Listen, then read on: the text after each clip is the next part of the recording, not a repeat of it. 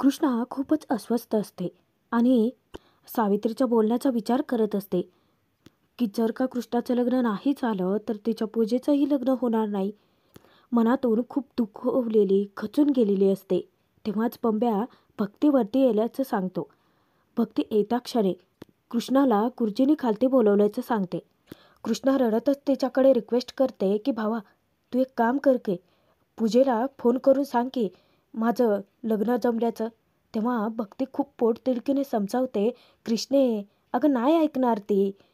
तरीही कृष्णाला मनापासून वाटत असतं की पूजाने तिच्या लग्नाला तरी यावं. हे बघ भावा, आता आज हळद लागते आणि उद्या लगीन आहे. याच्यानंतर माझं तोंड नाही दिसणार तिला. तसं सांग ना तिला. बघ माझ्यासाठी एकदा. आता जीव तोडून ती रिक्वेस्ट करते म्हटल्यानंतर भक्तीचा नाईलाज होतो. भक्ती पूजाला कॉल करते. आता ती पूजा तिकडे खूपच वैतागते. यार, ही भक्तीताई का कॉल करते? फोन उचलता क्षणी भक्ती तिला सांगते की पूजे, आज आपल्या कृष्णेची हळद आहे आणि उद्या लगीन बी आहे. तेव्हा पूजा तिला काही घेणं देणं नसल्यासारखंच बोलते. हा मग मी काय करू? हे बघा ताई, मी आईला क्लिअरली सांगितले की त्या भिकारड्या मुलीबद्दल मला काहीही देणं घेणं नाही आहे. अगं ती कोणाच्याही राजाची राणी होऊ देत, मला काहीच फरक पडत नाही आहे. असं म्हणून रागातच ती फोन ठेवून देते. पुढे भक्तीचं काहीही म्हणणं न ऐकता भक्ती कृष्णाला सांगते सुद्धा की बघ, मी सांगितलं होतं का नाही? नाही ऐकणार ती अगं. बंब्या आणि भक्ती दोघे आता कृष्णाला ओरडतात.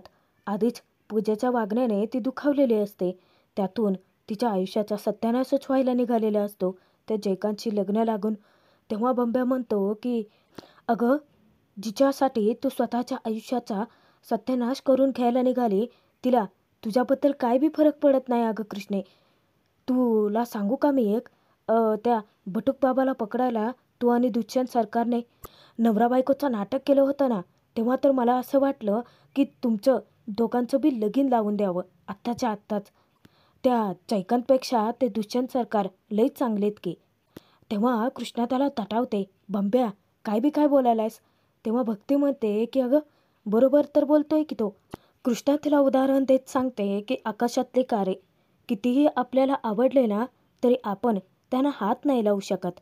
तेव्हा भक्ती तिला उत्तर देते, कृष्णे, आणि त्यातलाच एक ताळा निखळला आणि पायात येऊन पडला तर काय करशील? आता कृष्णाची बोलतीच बंद होते. जशी कृष्णा दुखावलेली असते तसंच तिकडे दुष्यंत सुद्धा दुखावलेला असतो. त्याने जिच्यावरती एवढं जीवापाड प्रेम केलं, विश्वास ठेवला, त्याच्या आयुष्यातली पहिली ती मुलगी ती म्हणजे पूजा. तीच त्याच्या विश्वासघाताचं कारण ठरली आणि पूजासोबतचा प्रत्येक क्षण आठवतो. अगदी पूजाने स्वतःहून प्रपोज केलं होतं त्या क्षणापासूनचा ते शेवटच्या क्षणापर्यंत, जेव्हा पूजाने त्याला धोका दिला. आणि हे सगळं प्रकरण दुष्यंतच्या इतकं जीवाला लागलेलं असतं की तो त्या वाईट मनस्थितीतून बाहेर पडायलाच तयार नसतो. आता कृष्णाचे काही शब्द त्याच्या मनाला धीर देत असतात की पदरी पडलेलं ताण ते आपलं मन स्वीकारायचं आणि पुढची नवी वाट धरायची. त्याचं एक मन त्याला समजावत असतं आणि त्याचं दुसरं मन अजूनही त्या पूजाने दिलेल्या धोक्यातच अडकून पडलेलं असतं. आता इकडे अंगाला अजून हळद लागली नाही तोवरचं थिल्लरबाजी करण्यासाठी जयकांत त्याच्या मित्रांमध्ये सामील होतो.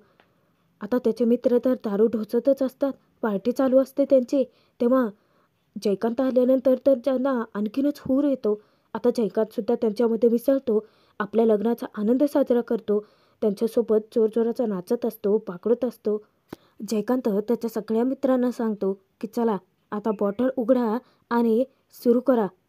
जयकांत नाचता नाचता स्वतःच्या गाडीच्या बोनेटवरती बसतो आणि तिथेच बसून नाचत असतो, आपलं लग्न एन्जॉय करत असतो. आता त्यांच्यामध्येच सामील असतो तो आढळरावांचा एक माणूस. आढळरावांचा फोन येता क्षणी तो बाजूला जातो. आढळराव विचारतात, पोहोचलं का स्वांग तिकडं? तेव्हा तो उत्तर देतो की होय साहेब, पोहोचलं की. आढळराव म्हणतात की मग टाका गोळ्या, आता त्यातले एक बी वाचलं नाही पाहिजे, समधीच्या समधीत ढगात पाठवा. मागून एकाचा आवाज येतो. तो म्हणतो की हो दादा, काय करताय तिकडे? आढळरावांना तो त्यांचं काम फत्ते करेन असा शब्द देत फोन ठेवून देतो. आता तो परत एकदा त्या मित्रांमध्ये जाऊन सामील होतो आणि चोरचोराने किंचाळत ओरडत ते धिंगाणाबाजीच करत असतात, नाचत काय असतात, मोठमोठ्याने चिरकतही असतात. आता जयकांतचं लक्ष विचलित करून आढळरावांचा फोन तर त्याने चालू ठेवलेलाच असतो. सोबतच दादा द्या तुमच्यासाठी एक पेक आणतो असं म्हणून जेव्हा तो त्याच्या हातून ग्लास घेतो, आता आढळरावांच्या कामगिरीनुसार तो त्या दारूमध्ये कसली तरी गोळी मिक्स करतो. इतक्यातच जयकांतचं लक्ष जातं. आता खूप वेळ हा परत का येत नाही म्हणून जयकांत संशयाने त्याला विचारतो, ए पोपटा काय करतोय रे तिकडं? तो घाबरतो. आता इकडे आधीच त्या गौतमीमुळे दुखावलेला दुष्यंता त्याला अचानक तिचाच मेसेज पडतो फोनवरती. आता फोन वाचता क्षणी तो जेव्हा मेसेज वाचतो तेव्हा चवताळूनच उठतो. त्याला इतका राग येतो ना तिचा. तिने मेसेज पाठवलेला असतो की हाय टी, कुठे आहेस, आय लव्ह यू.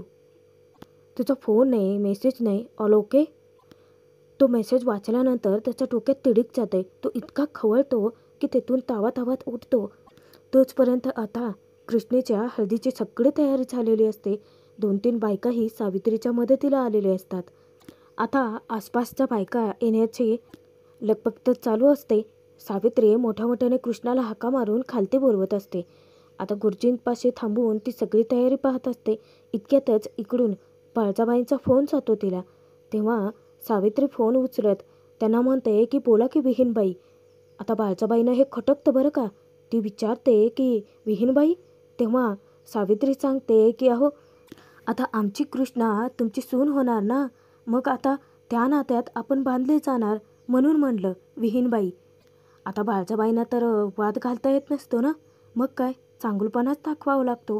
होय होय होय, अगदी बरोबर आहे तुमचं. बरं आम्ही आमच्या माणसांकडनं हळद पाठवालोय उष्टी जयकांची. ती कृष्णेच्या अंगाला पार माखून टाका.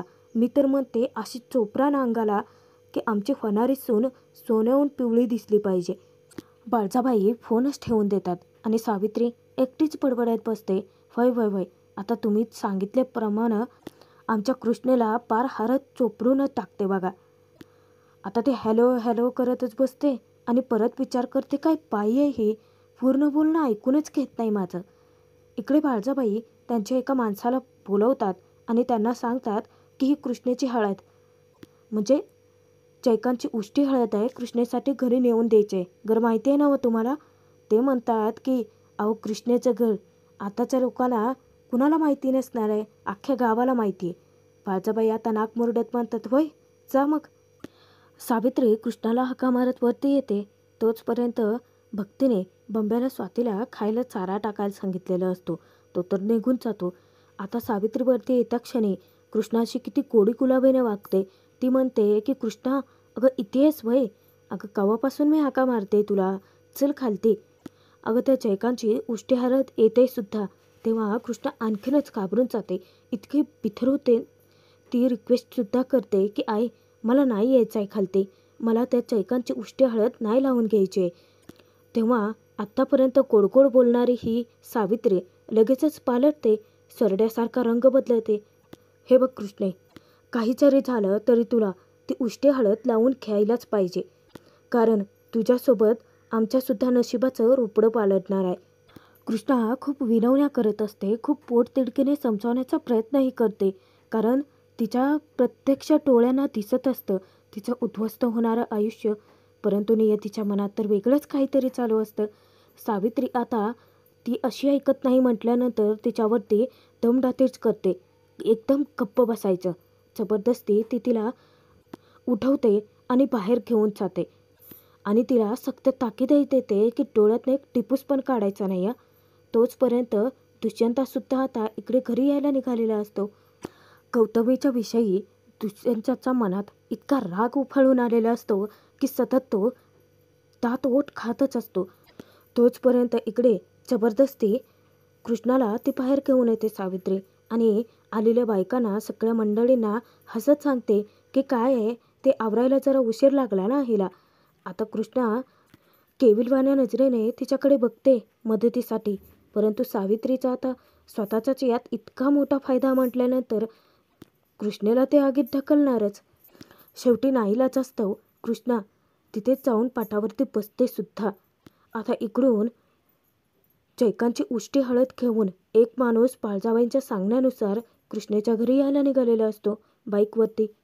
सावित्री वरवरच जरी खुश असल्याचं, आनंदित असल्याचं दाखवत असते बायकांसमोर, तरी मनात तिच्या कृष्णाला शिव्याच चालू असतात. मनातल्या मनात म्हणते, माझा अजिबात विश्वास नाही आहे या कपाळकरंटीच्या नशिबावरती. इतक्यातच तिचा फोन वाजतो. आता पूजेचा फोन आहे म्हटल्यानंतर लगेच ती बाजूला जाते आणि फोन रिसीव्ह करत विचारते की बोल की पिला. तेव्हा पूजा विचारते की मग कशी चालले लग्नाची तयारी. सावित्री धक्क्याने विचारते की तुला कसं कळलं. तेव्हा पूजा उत्तर देते की अगं भक्तिताईचा फोन आला होता मला. पूजेला ती फोनवर सांगते की हे बघ, या कपाळकरंटीचं लग्न तर मी काही स्वतःहून लावणारच नव्हते, पण आता तिचं लग्न होऊन तिच्या डोक्यावर अक्षता पडून जर आपलीच चांदी होणार असेल तर काय हरकत आहे ना. तेव्हा पूजा चिडून विचारते की अरे वा, म्हणजे श्रीमंताच्या घरात देतेस वाटतं. तेव्हा सावित्री दात ओठ खात सांगते, अजिबात नाही या, मी काय स्वतः पदर पसरायला गेले नव्हते, त्या लोकांनी पसंत केली हिला. तेव्हा पूजाही तिकडून चवताळलेली असते. ती सावित्रीला म्हणते की आई हे बघ, तिचं लग्न कोणाशीही होऊ देत, परंतु उद्या तिच्यामुळे तिचं कंपेअरिंग माझ्यासोबत व्हायला नको आहे. एकतर त्या मुलीने माझ्या वडिलांना गिळले, म्हणूनच आपल्या आयुष्यात हिच्यामुळे फक्त आणि फक्त दुःख झालं आहे.